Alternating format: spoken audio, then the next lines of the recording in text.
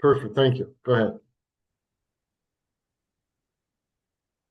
Okay, so thank you for everyone. I'm surprised how many people are here on such short notice, but understandably, it's an interesting times here in Israel.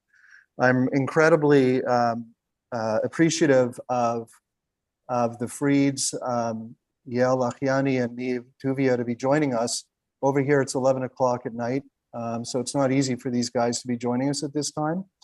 So I think I'll just start with just a couple of minutes. I've been here for a couple of weeks. Most of you know I spend a lot of time in Israel because of the IVAL program. And I haven't been here since just before the IVAL summer, so in June. So it was interesting for me to come back and see or get a sense of how has it changed or has it not changed. I would say that certainly when you're in the south, you hear less explosions. I guess that's the way we'd see it, although I actually saw a couple live while I was in Sderot last week. So there's certainly less activity in the Gaza region. We'll go in a minute. Don't stand over me. I never... don't have the air on. I'm not putting the air. Sorry, 1 second. I don't know Michael, who that is. can you mute us? Yeah, sorry. No worries. So certainly, I didn't go anywhere that close to the north, but I'll just give you a sense of how my day has been. That I was staying this evening, last evening rather, I was staying in a city called Hadera, Hadera is, for those, it's about 20 or 30 kilometers south of Haifa. It's in between Tel Aviv and Haifa. So at 6:15 in the morning, we were all woken up with a rocket siren. So my friend said in the house I was staying in, we needed to rush to the shelter. Gladly, there was a very good shelter in this house. So that's the way my day started. Then a few hours later, I was driving back from Caesarea, actually near where Benjamin Netanyahu lives. I was meeting one of our IVAL donors or someone from Toronto who helps us. And then there was a suspected car ramming attack on Route 4 about 5 minutes after I was there. And then at the end of the day, even though I wasn't still in Hadera, I actually was with Yael and Niv at a memorial that maybe we'll talk about later. But then there was a drone infiltration and a drone exploded and landed in Hadera early this evening. So that's a long way of saying, I guess, that there's still, that still you feel that it's a war. I've been in rocket alerts a couple of times in the last 2 weeks, like I was this morning. Because I really want our guests to be able to speak. I'll just share one observation that the best I can say is that the mood here is incredibly heavy, incredibly somber.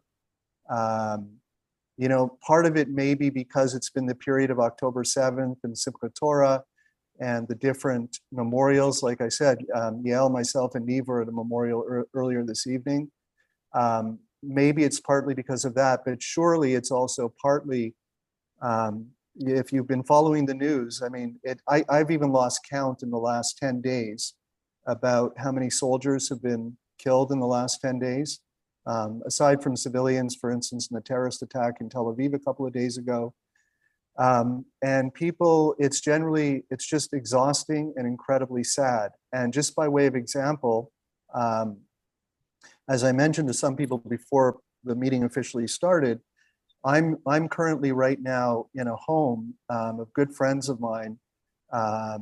Some of you may remember them from Montreal, Mircea and Ali Haskalovici. They made Aliyah here 15 years ago.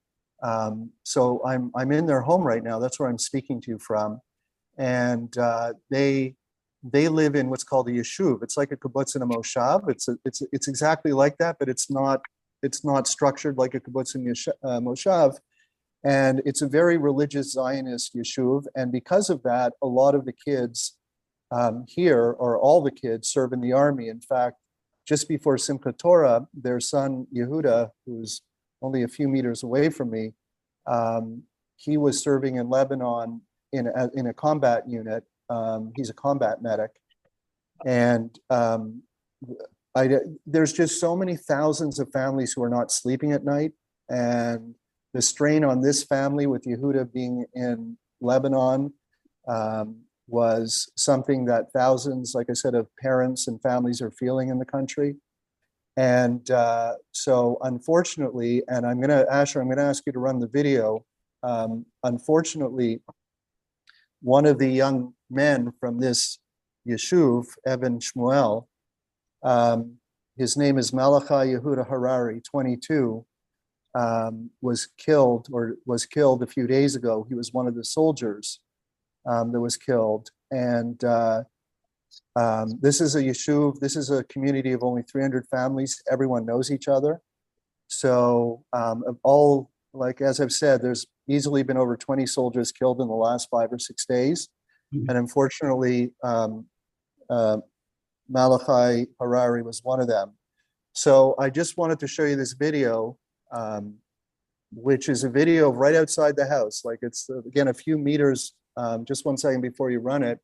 Mm-hmm. It's a tradition here in Israel that the community will come out. This is when this video is taken right outside the house here, as the family was leaving to Mount Herzl to bury, and everyone from the community. It is such a moving, it's such an incredible thing to be part of, when everyone on this community, including people from the surrounding community, showed up to escort the body and the family over to Mount Herzl for the burial. Tonight is Wednesday, so this was on Sunday evening. And so you'll just get a sense of what it was like. It's just a short 30-second video. So if Asher, if you... Ready? Okay, here goes. Yeah.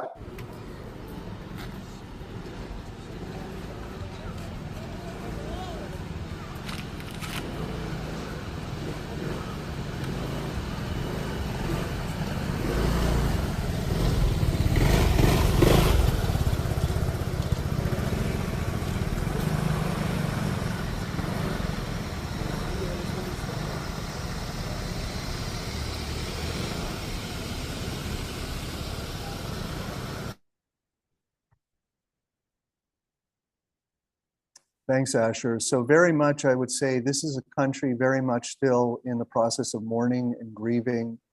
And it's very, very difficult over here. It remains very difficult. And to get a better sense of that, I'd like to invite our guests to talk a bit about their own communities. So first, I would like to invite the Fried family, Meital, and to speak about their experience. One other thing, I just want to put it into perspective for everyone, that both Meital, your husband's name again, Meital. Gogev, right, Gogev, I should have remembered, sorry, Gogev. So Meital, Yael, everyone you're going to hear from tonight are IVOW parents. And not only are they IVOW parents, each one of them had a child who was at the Shar Zion having Friday night dinner this year. So it's not just a connection because they're IVOW kids, their kids, the Fried's daughter Geffen was there, Yael's daughter Ayala was there, and Neve's daughter Katsir was at the Shar Zion this year as part of our IVOW program. So the Fried's, a lot of our IVOW program was from the South, and we'll hear from Yael and Neve about that. But given what's going on in the North, and the North, I would say, doesn't get as much publicity, or it hadn't, because of what happened on the 7th. But Meital, and I'd like to turn it over to Meital and Yogev, who will speak a bit about, they live in a community called Manara, and maybe Meital and Yogev, you can share a bit about Manara, how close it is to the Lebanese border, when you left Manara, and how you're managing and living today. So good evening, everyone. We're very excited being here and talking to all of you. We are living like in hell in the last 1 year. We live in Manara. Manara is a very small kibbutz We have only 350 people on the kibbutz. We are very united. Manara is 50 meters from the border with Lebanon. We have a village called Misel Jabel, who is Lebanese village, who is being destroyed in the last few days by the army. There were tunnels that were found there that was waiting for us to be kidnapped to. In the morning of the 7th, in October 23, we woke up to hell. There's no other way to say it. We woke up to a different country. We couldn't believe that what we saw in the news and what we hear and what we see and what we didn't have even the exact word to pronounce it. It seems like another Yom Kippur came to us, another war. At the same day, we started packing our things quickly, and we just left our house with all the other kibbutzes. We left our house and all our belongings and our dreams, and we just took our car without knowing where. We went to a beautiful kibbutz right next to the Kinneret, Tel Katzir, if somebody heard the name, next to Tiberias, to a beautiful another kibbutz who hosted us for 10 days, and then we moved to the hotel that the government arranged us. So we stayed in the hotel for 2 months, and until we cannot more. Like it was too hard for us to be there with 2 teenagers. We have 2 beautiful daughters, Meidan and Geffen. Meidan is here somewhere, but she's a little bit shy. She's not. Oh, maybe she left. She may be. She was here, but She's there. okay. I think she left. Maiden's on. She's there. Maiden's also been a big part of the IVO program. She's been with us, I think, 3 years now. Maiden's been Years, with us, and right? yeah. Oh, And this summer will be the 4th. She's right there waving to us. Oh, Meidan is here. Hi, Meidan. did you? She's not home, so this is why she's in a. Not with us. She's not with us. Hi, nice seeing you. So Meidan likes Canada very much, and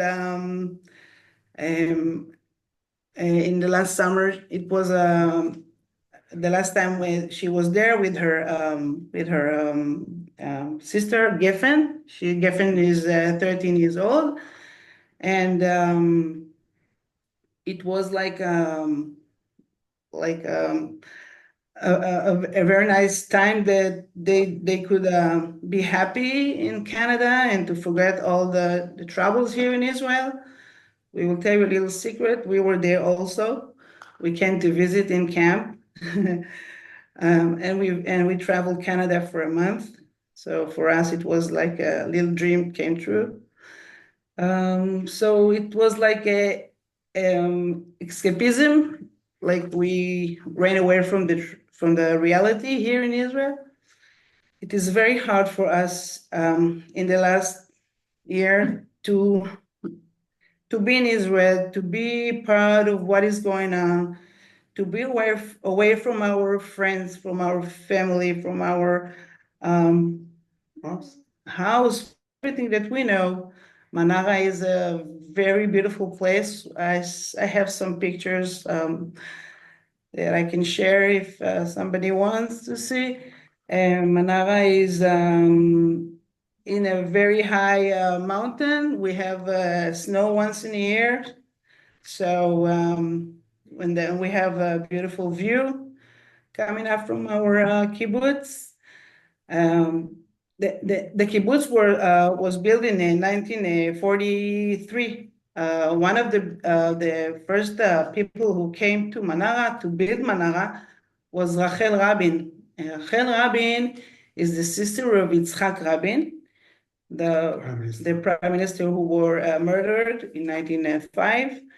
And Rachel is also evacuated from her house. She's 100 years old already. Wow. Yes. And she's also evacuated to another kibbutz here in Kibbutz Kineret. So all the people in the kibbutz are spread all over the world and all over Israel. And sometimes we have like meetings all together. And it's nice to see everyone. But as long as the time goes by, you can see the people is being more and more sad. I can see it mostly in the old people, like 60 and 70 plus. They understand that they will not be able to come back to their houses because of the situation. And even though the government will say tomorrow that we can come back, it will be hard for us to come back because 75% of the houses in Manara is being destroyed. We have no electricity, no water, no gas, nothing to come back to. So we will have to build Manara like from scratch and to start all over again, but we will do it. We are strong. And I want to say that we are praying every day that the hostages will come back and we can end the war and start our beautiful life again. That's it. Somebody wants to ask something? We'll do questions after Meital and Yogev, but I'm just going to ask a couple and then we can open it up. So you said that 75% of the kibbutz or the homes are destroyed in the kibbutz. Your home, Yeah. I understand. By the way, when I spoke to Meital yesterday, one of the things that really struck me is that Meital has not been home. Yogev, I think you went home to get some things at one point, if I'm Yes. not mistaken. Yeah. 2 times. Meital, maybe Maidan, Meital has not been home, right? Because if we'll get to Yael and me next. Once the army started to operate in Gaza, people were able to go back to the kibbutzes near Gaza to get things. But on the northern border, there's been constant rocket fires since October 8th last year. So imagine that Meital has not been back, or Maidan have not been back to their home at all, right? Yeah. Correct? Since We cannot- October 8th last year. Yeah, we cannot go and grab something. So it's very dangerous. When Yogev did it like for 2 times, he actually went. He got a permission from the army, and the army knew that he's there, but he risked his life to bring some necessary things that we left at home. Like we went in the winter, and then suddenly it was summer, and then we didn't have like clothes, or we didn't have blankets, and we didn't have nothing. We had a donation that brought us some stuff. Like, we didn't have beds, we didn't have nothing. So at the beginning it was very tough, but we have like a very good people in Israel that help us, friends and the community.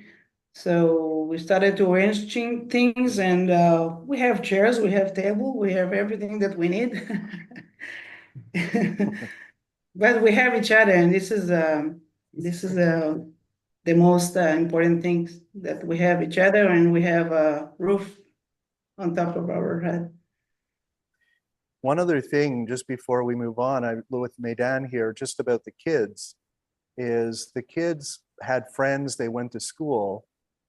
Maidan, is anyone, Geffen, is anyone in school with their friends from when they were at Manara now? No, I'm not, but Geffen is. She is.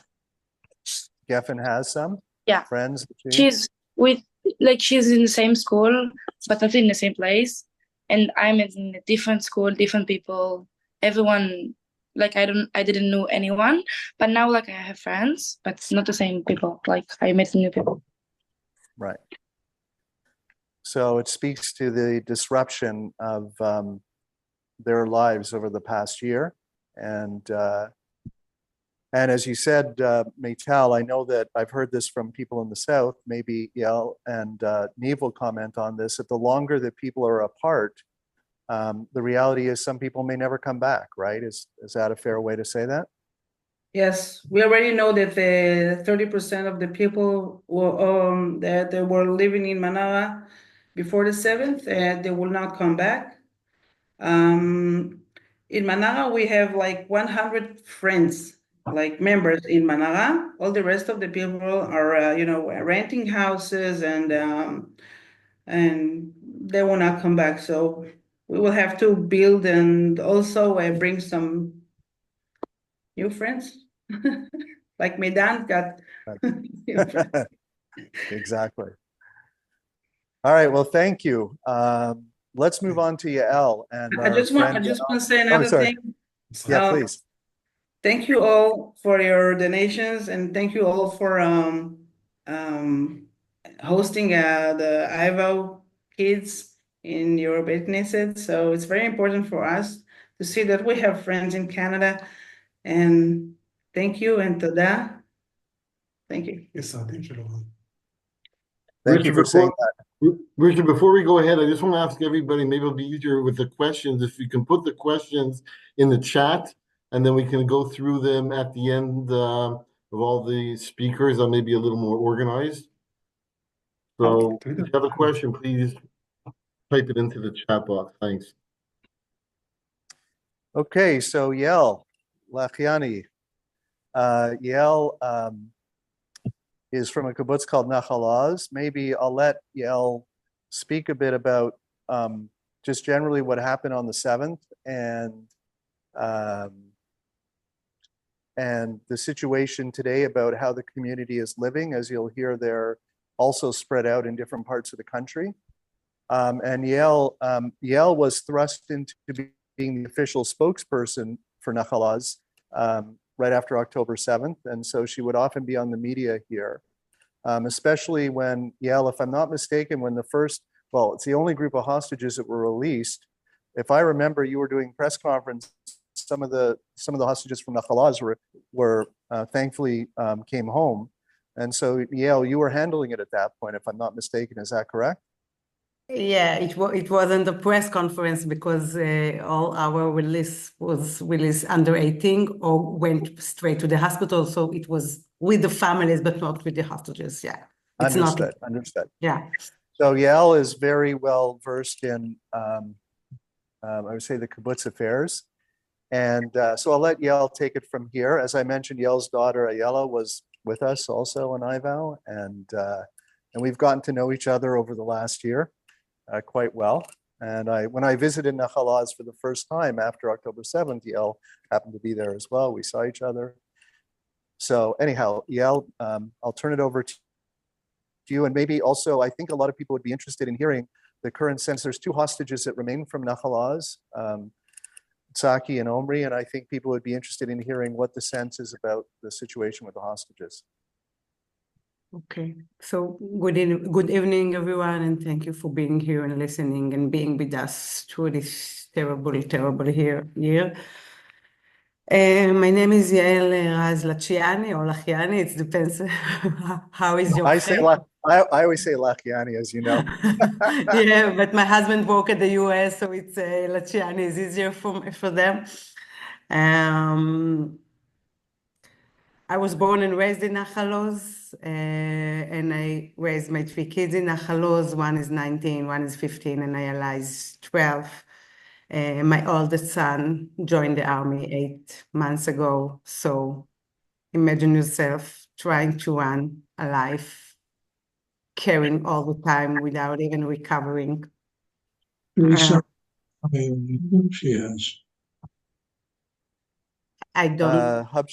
sure if it was a question or mistake. Okay. No, so Nahal Oz was established back at 1953, at Simchat Torah, 1953. And at the protective edge at 2014, at the last week of the war, we lost a child in Nahal Oz. Daniel Triggerman, he was 4.5 years old. And we were sure this is the end of our community 10 years ago. And Nahal Oz is a very small kibbutz also. And about 25% of the population left Nahal Oz in 2014 after Daniel was killed. But somehow, with a lot of strength and belief in whatever you need to have to raise a kid and to grow up in this place, we grew up. And on October 6th, we were doing the final rehearsal for the anniversary, the 70th anniversary of Nahal Oz. People were dancing and singing and playing. The show opened with 2 people over 80 and ended with the same 2 people telling some kind of a story about the history of Nahal Oz. Niv's father was part of the show. He was playing and dancing. Niv's father is from Nahal Oz. I was dancing. Lucky for everyone, I wasn't singing. And it was like, I remember us ending the rehearsal and thinking, okay, Nahal Oz recovered. Nahal Oz recovered, we can celebrate the 70s. But we woke up at 6:29, a lot of alerts, a lot of gunfire. We understand this is a different morning from my own home. We didn't have Wi-Fi for many hours. So we understand something is different, but we didn't realize what's going on. Lucky for us, for my family, from some kind of constructions in our home, they couldn't find a way to get in, but they were hiding in our, we have like a small warehouse that the door is opened from outside. So we were sure they're in the house all these hours, again, without no ability to connect anyone. And the first time we saw soldiers, we didn't have electricity, we didn't have, as I said, Wi-Fi. The first time we saw a soldier, it was around 5 p.m., even 6 p.m. But we couldn't left our home yet. The kibbutz was terrorists all around. At 10 p.m., we left our home. And we arrived to some kind of big warehouse in the kibbutz that they gathered us all together. And then we started to understand what happened that day. Nahal Oz lost 15 members that day. 3 teenagers, Tomer is 17, Mayan and Chelet 18. As I said, my oldest son joined the army 8 months ago. When he finished his Yud Bet, his 12th grade, we have a celebration in Nahal Oz. It's the first time they can come to the kibbutz pub. So there are 6 that end the education system in the kibbutz that summer, and 2 of them were killed. That's how my son started his new life after school life. We lost women's, men's, young adults, 2 former workers, one from Thai, one from Tanzania. And we had 7 hostages, 2 American women that was taken from Nahal Oz. They're not from Nahal Oz, but they have a family in Nahal Oz. They came to the celebration, to Nahal Oz celebration, and kidnapped and released 2 weeks after the war was started. Another 3 were released at the 51 day. One of them is Elma. Elma is 84, a sick woman. When she was released from Hamas prison, she went with a helicopter straight to Soroka Hospital without knowing if she will survive. But she is an amazing woman, and she survived after a very long and difficult therapy. She eats dates. For 49 days, she eats only 6 dates a day. So we don't know how she survived. There was another 2 girls that their father was murdered that day.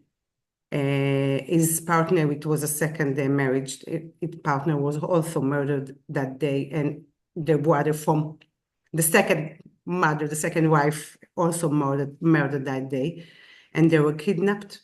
Willis and went to their mother. The mother is not from Nahal Oz, so they are living most of the time with her, but they visit a lot, and they visit the family that left.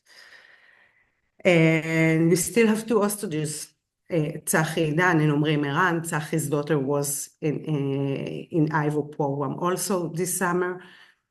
And it was sorry. I'm just going to stop there for a sec. For everyone who was at the Friday night dinner, just so you know, Yael, I don't know if we ever spoke about this. Yael Idan spoke to everyone. This is her father's one of the hostages. Yael spoke to everyone at the Friday night dinner. We didn't expect her to speak, but she volunteered to speak. And I think everyone who was there at that Friday night dinner, it was something that everyone will remember forever. And I'll just also add that one of the teenagers that Yael mentioned that was killed, Mayan, is Yael's older sister. So one Yael's of my kids, right. Yeah. And I mentioned that because look, this week we have 3 Azkarot. Okay, we're moving from one cemetery to another. We are not at our home. This is the 3rd house that I am in at the last year. I don't know when I will be able to Nahal Oz. Nahal Oz is also controlled by the IDF. You can get in, but you need to have a Nahal Oz ID or approval from someone from Nahal Oz. And all these difficulties will not solve when the hostages will come back. But we have some kind of a comfort or belief or faith that things can be a bit better. I'm not usually saying that, but I just last week, I escorted the hostages family from Nahal Oz from the 2nd week, voluntarily, of course. We're doing Kabbalat Shabbat in the Hostages Square every Friday. We're doing a lot of activity behind that. Like we have, maybe I will send it to you, Richard. In Yud Aleph Cheshvan, which is November 12th this year, it's the day that Rachel Imenu died. So we are doing a Seder Nashim or Siach Nashim here in Israel. We ask women to write. Dvorah Tzachi's mother is writing. Lishai, Omri's wife, also is writing. We have between 20 to 24 women that writing to us. Also now I got an approval that the Michal Herzog, the president wife, will write also. So maybe I will send you a link and you can also that'd be great. Seder Nashim or Siach Nashim that day. Of course, Rachel Imenu was saying God promised her מנעי קולך מבכי ועינייך מדמעה ושבו מארץ אויב. I'm doing it as short as I can. If the rabbi is here, he can translate for those who don't know the Yirmiyahu. So we're doing a lot of activity for the hostages, and it doesn't give us the time to actually deal and take care of ourselves after what we have been through. In that point, I must say that for my daughter, for Ayala, Ivo was like a huge present because there's no joy over here at the last year. And it gave her a month away with joy, with normal activity for kids and teen in her age. But by the end of the day, she came back to us. She came back to the community, which is in the everyday struggling. And I admire her strength and the way she deal with the situation. But I need to promise her something good that things will get better. And at the moment, it's really, really hard to promise that. Richard, I don't know if that's what you want me to say, but that's what came out. It's wonderful. I'm just going to ask a couple of other questions. And I want to say just- something because I'm a bit. I know that people see me in a bit confused because I'm smiling and I'm you know, okay, I'm dressed and I didn't put makeup. I'm not putting makeup, but by the end of the day, it's a tragedy. Okay, I'm smiling because that's one of my way to bring up a very difficult message out of the world, but there's no smile inside, and the crying is much more present than the smile and the joy. And don't I mean, it will be nice that you would remember my smile, but remember that the struggling is endless, and waiting for the hostages to come back is the highest target at the moment. Yes, Richard, sorry. No, it's great. It's wonderful. Thank you, Yael. The same question I was going to ask, because we were all together, and maybe I'll ask Neve to talk about why we were together earlier tonight, just about the community. Nahal Oz is a small community. By the way, for those of you that don't know Nahal Oz is literally on the Gaza border. When you're at the Nahal Oz fence, so the fact that it was one of the kibbutzes that was overrun by Hamas on the 7th is not a surprise. You also, just for people, you may recognize a lot of the female soldiers who were killed. If you remember from October 7th, those observers, and I think Naama Levy and some of those hostages, that right outside of Nahal Oz, there's also a Nahal Oz military base. And maybe you remember, Yael, how many girls were killed or how many observers were killed out? There was a large amount, right? It was 30 or 40 that were killed outside in the I think it was 11, but I'm not sure. We need to Google it. Okay, sorry, I wasn't. Yeah. But there's also some males. Of course, there was five that is still held by Hamas. Right, of that group as well, which is right outside Nahal Oz. So maybe you can just explain just where you're living and how the community is, and also just to wrap up on your section on how confident are you that everyone will come back and live in Nahal Oz? Okay, I'm not confident in anything. Okay, when we left Nahal Oz that night, it was a very long journey. By the end of the day, we arrived to Kibbutz Manara, which is near Yokneam. Manara hosted us back in the past in another military operation. So we were familiar with the place. Of course, when we've been there in the past, it was not more than 2 weeks. We arrived to a domes that belong to teenagers. Okay, imagine yourself. It's not like a domes in, I don't know what you're familiar with, but in Israel, it's not so pleasant and clean and new. But Mishmar Emek were wonderful, and they set us room. They put towels and toothbrush and whatever we need to start, because we left with barefoot, literally barefoot. And of course, cookies and coffee, and all the therapists in Mishmar Emek came over just sitting around us. We were 12 families in the same building. So me, my 3 kids, my husband were in one room, one very small shower and restroom. We lived like that for 6 months. Imagine yourself, a 12 years old girls need to, a privacy and a way to grow up in this situation. And there is another 11 families in the building. So sometimes you wake up not because you want to wake up, because someone else in the building woke up. And cleaning, noise, laundry, it was an issue, and so on. So after 6 months, we moved to caravan in Mishmar Emek, and it was kind of relief. So we had some privacy. Again, each one has his own room. It is very important in this situation to have a place to cry on. And today the community is split to 4 different main places.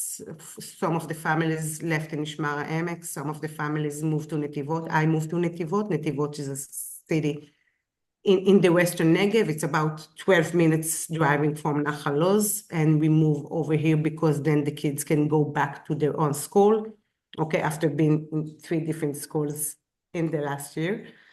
And it's a bit more comfortable, it's familiar, we know the area, and we can walk in our former wall. So about 40 family move here, most of them with kids at a school age. We have the elderly lives in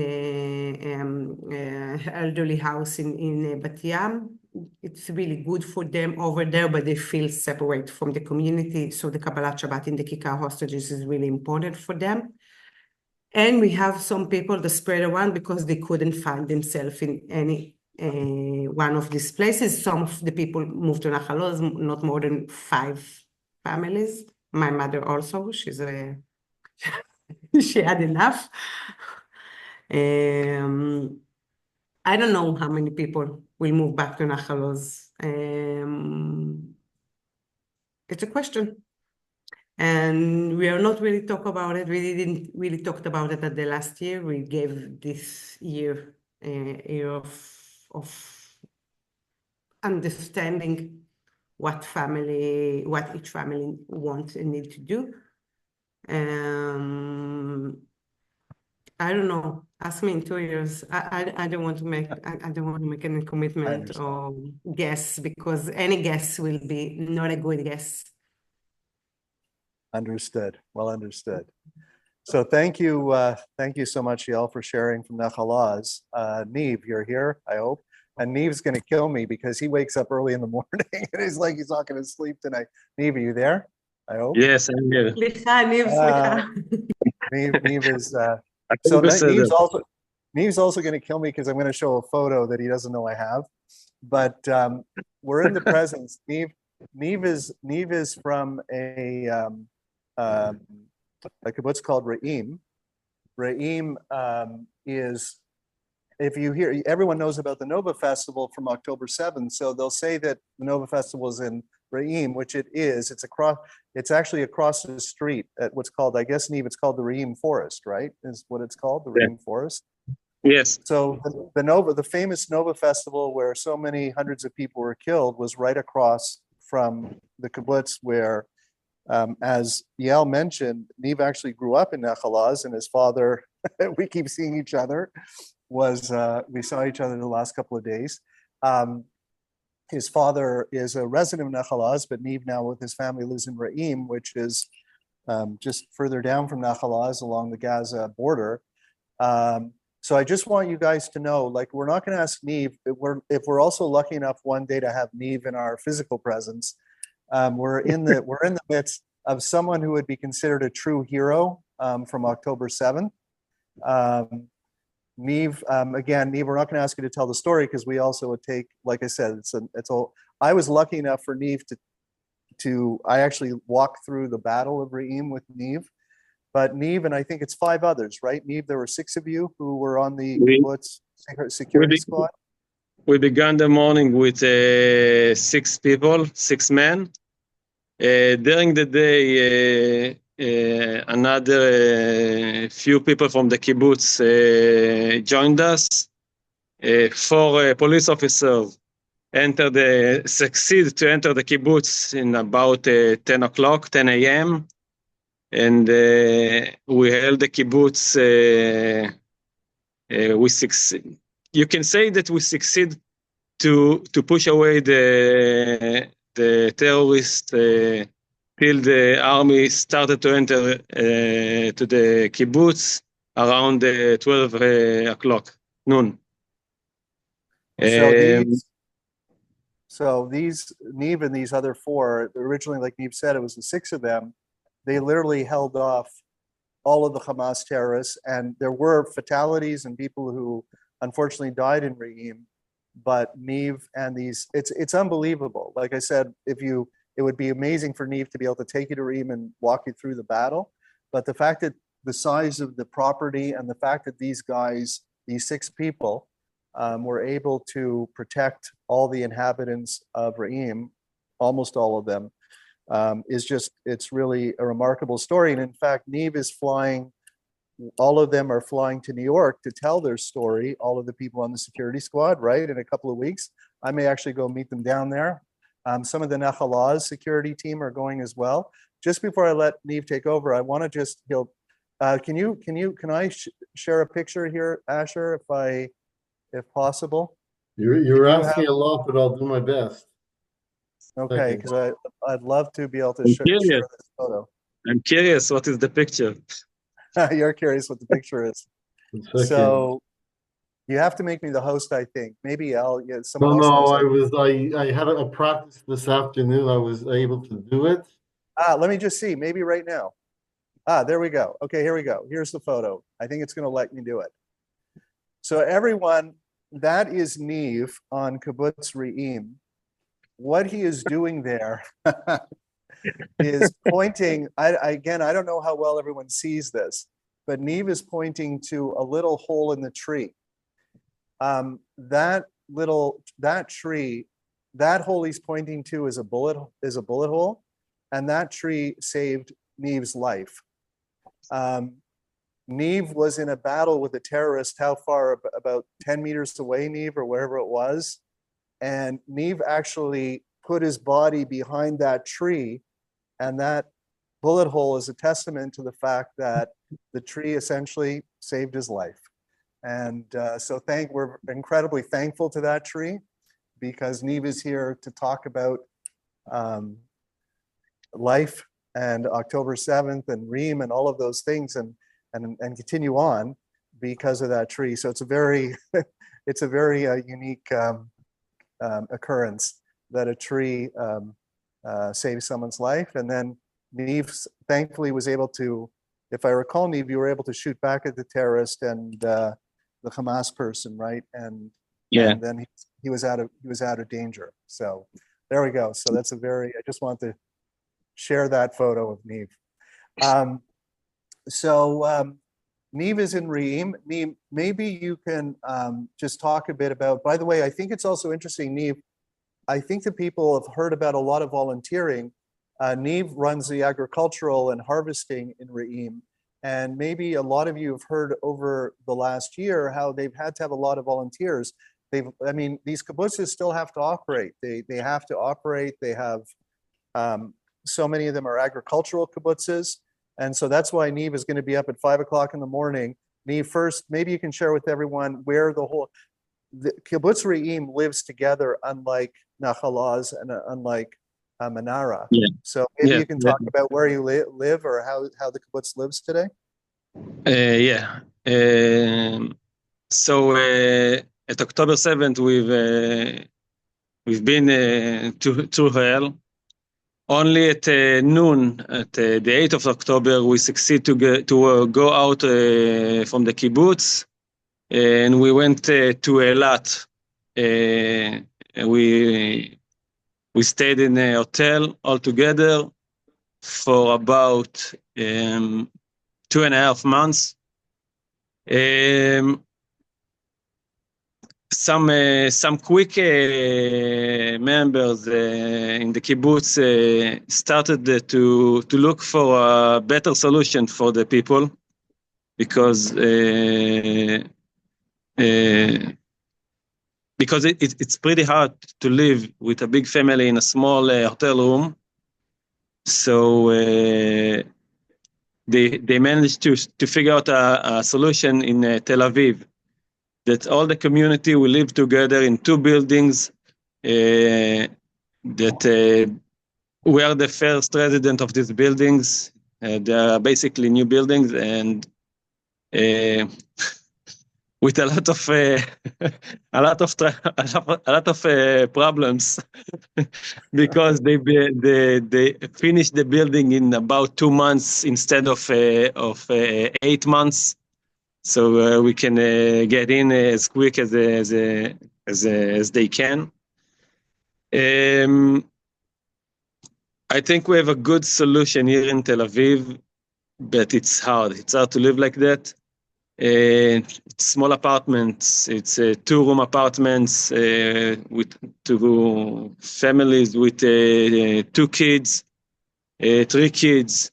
I have 4 kids, so I have a better solution. I have 2 small apartments, but it's really crowded. I have daughters, 14 years old and 12 years old daughters, and 2 sons, 9 and 6 years old. And everybody needs something else. So you're jungling all the time to find solution to anything. As Richard said, I'm working in the agriculture. I'm running the citrus and avocado orchards. So at the past 1 year, I going back and forward from Tel Aviv to the kibbutz every day, so I can keep running my fields. It's not my field, it's the kibbutz's fields. I'm just running it. During the last year, I met hundreds of people who came to volunteer. From 12 years old to 92 men who came every other week to harvest clementines and oranges. And it was amazing, the giving of people, people all around Israel, all ages, people all around the world. I met a family from Germany who came for 2 weeks to work at my fields. People from the US, from Canada, South Africa, Belgium, France, Italy, England, Brazil. I had one man from Brazil. I met an American guy. Is not related to anything in Israel. He just heard the news and came here to Israel to help at whatever he can.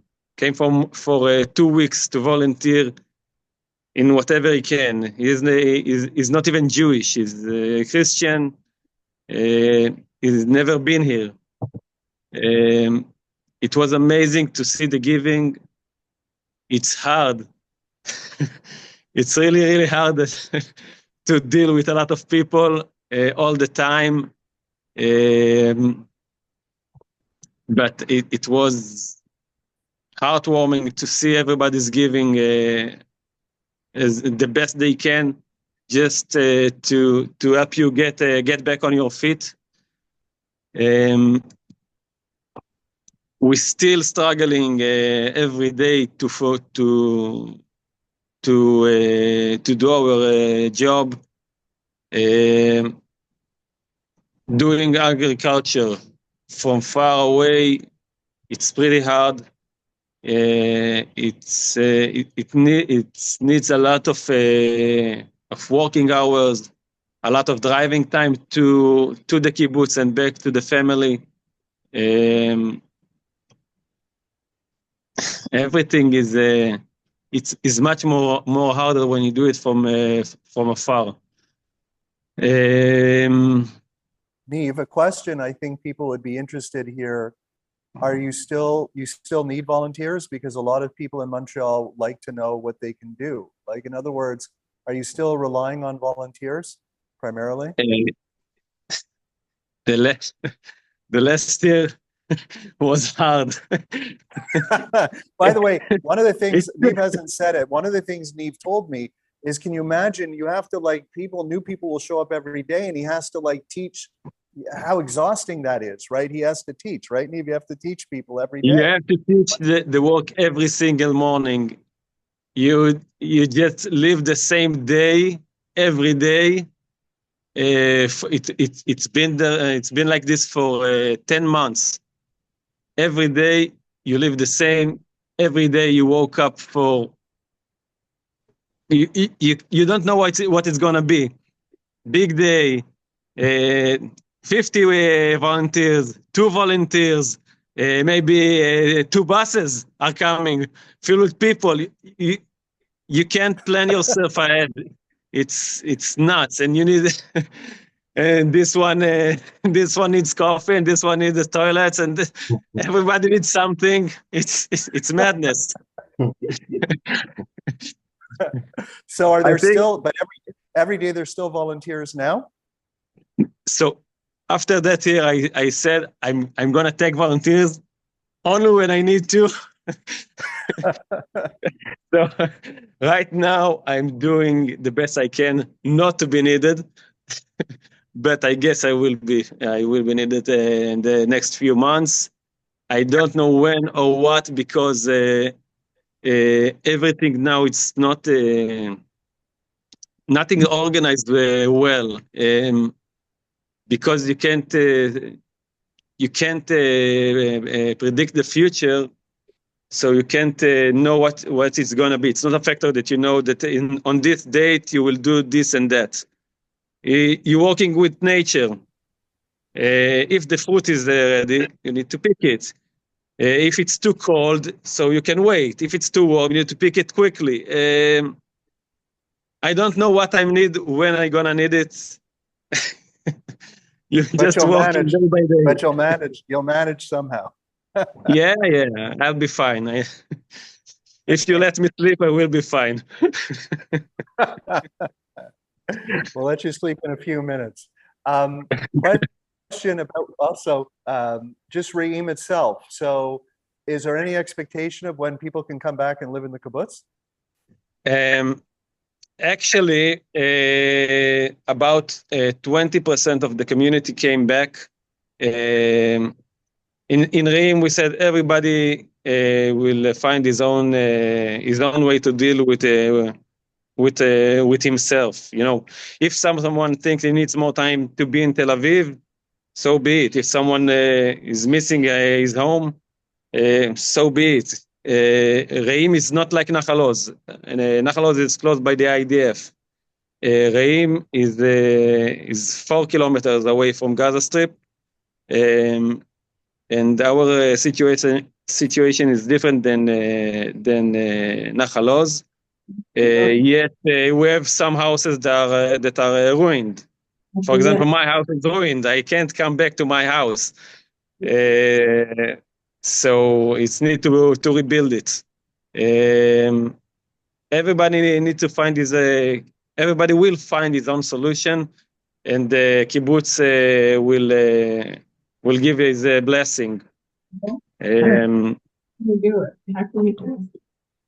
Sorry, 1 second, Neve.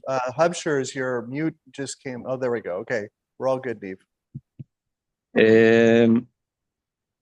I think that, for my opinion, it's not right to come back. To me, it's not right to come back yet till the war isn't over. We still have our hostages inside the tunnels.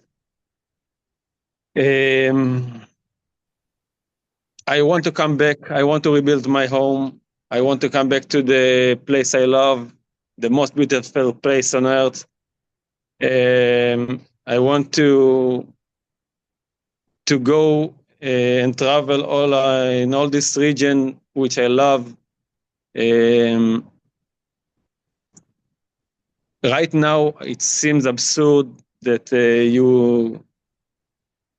you come every day and you come to a memorial site. I can't see my house as a memorial site. I want it to be a house. I want it to be a home.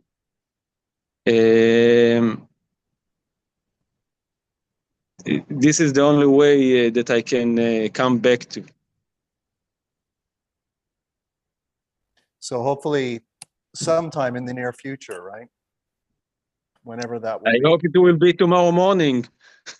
But it's unlikely you'll have a new house tomorrow morning, unfortunately. Leave the house aside. Let's finish what we need to finish. Okay, let's figure it out. Let's bring our men and women and children back. This is what we need to do. I think that our community will rebuild itself. Re'im is a strong community. Reim as a good people. I know we will rebuild ourselves. I think that most of the people will come back. I think that the fact that in Reim we succeeded to hold back the terrorists and kept to keep them away from the neighborhoods of the members as much as we can. We didn't have 100% success, but I think this narrative of success in Reim will help us rebuild ourselves. And we look forward to seeing that happening. Yeah. So thanks, Niamh. I think that I'm mindful of the time. Asher, I know we're just after 6. Just will say, I know there may be a couple of questions, but I'll just say that, you know, I feel incredibly blessed to be the person, the individual who gets to manage the IBOUT program and meet people like the Frieds and Yael and Niamh. And I think we've heard from 3 different remarkable families tonight. And I think it also, I hope, provides the sense of the continuing struggle. As we've said, this is not, you know, I started by talking about my own experiences and the last couple of weeks, and one of the soldiers who died from this community where I am right now. This is, I think Yael said that during her comments, right? Yael said that this country has not had a chance to process what's happened in the last year. It's still going to take years to process and to recover from what's happened. And as I think they said, until the hostages come home and this thing is over, this is still going to be a very difficult situation. So Asher, I see you sent me a message. Are there some questions in the chat? I don't know if we have time. They're not questions. They're 2 comments from people, which I'm going to read. And I had a question, Asher, also, but I'm not sure how we pronounce the time name. is of essence, so I'm going to have the 2 comments to read. Edna had her hand up very patiently, so after the 2 comments, I'll pass it to Edna, and then we pretty much have to wrap it up. So here's from Marla Goodwin to everyone says, thank you for your strength and for sharing your stories. Our hearts are broken. We're praying daily for the return of the hostages, for the safety of the IDF, brave men and women. May God protect you all. We will continue to do what we can from here. Am Yisrael Chai. And a message from Rabbi Adam Rubin, everyone. Remarkable courage and resiliency. He's keeping tea. And I just want to thank again Meital, Yael, and Niamh for sharing your stories. And I'm going to pass it to Edna, who I hope you have a comment. So go ahead, Edna. No, really not, because I'm at a very selfish point. I'd love to speak to Yael for a moment when it's all over, because my past is in Nahal Oz. So I'd love to speak to her for 1 minute, but it's really my life. Nahal Oz. Edna, I'll connect you guys. Okay, not to worry. Asher will. I'll share the. You can also leave the Zoom up to us, so we can. Great. Won't be yeah, long. we can do that also. Okay. Great, thanks. And Yael, you wanted to ask a question or say? No, there was a question for me, but I'm not sure about the name. So if you want to speak out, the question was a little bit about explanation, and this is the time to say that I'm kind of sorry for you to need to explain Israel in the world, because we are not really popular at the moment. And I know you're struggling out there also. It's a different struggling, but it is a struggling.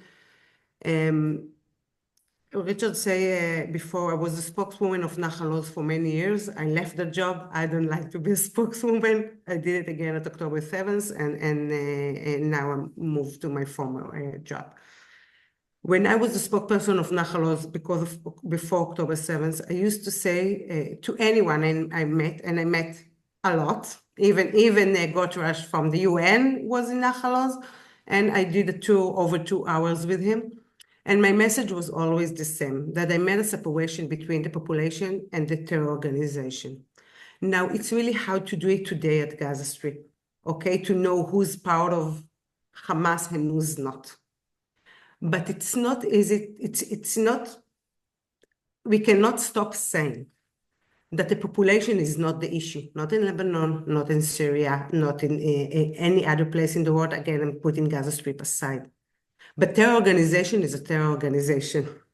And the world can put Israel in any sentence or any saying out in the media or in TikTok or wherever they want. But it will not make the terror organization less terror organization. We didn't start the war. We didn't start the war. And anyone in any other place in the world can imagine himself sitting for hours in the dark, in the safe room, knowing that those hundreds of people around your house with weapons trying to get in to your home. And if they not succeed to get into your home, they get into the next home and to the second home. And if you probably you've seen picture from houses, from Nahal Oz or other kibbutzim, it doesn't matter. Okay, this is a terror organization. And if we want some quiet in the area, we should start there. So I know it's really, really hard to explain it out. And yes, our enemy is doing a great job in the media. I'm trying not to be political, but the Israeli side is not doing a great job in the media. So it's not easy. But don't let people change the reality. The reality is there is terror organization all around Israel, and the terror organization get into our houses at October 7th. That's the reality. Killed kids, kidnapped. We haven't heard anything about them, about most of them. Anything, not Red Cross and not UN, anyone. Even the Nazis gave the Jews the opportunity to write letters to the families. Okay? It's a fact, it's not anything. So let's talk about human rights, let's talk about terror organization, let's talk about who started what. And then let's talk about the other things that the world wants us to talk about. I'm hoping that I'm helping just a bit, but. Okay. Thank you, Yael, for saying that so well. I think it's something that people Richard, I'm going to share the host with you. Okay, and Thank you. so thank you for everyone attending tonight. The Frieds, I don't see you on the screen. I'm sure you're still there, Gavin, Meital. So we're very, as I said, we're very lucky at IVOW that we have these relationships with people who can share. I think we all appreciate the Frieds and Yael and Neve staying up late here in Israel to share this with everyone, and hopefully, as everyone has said, we'll have better news in the coming days.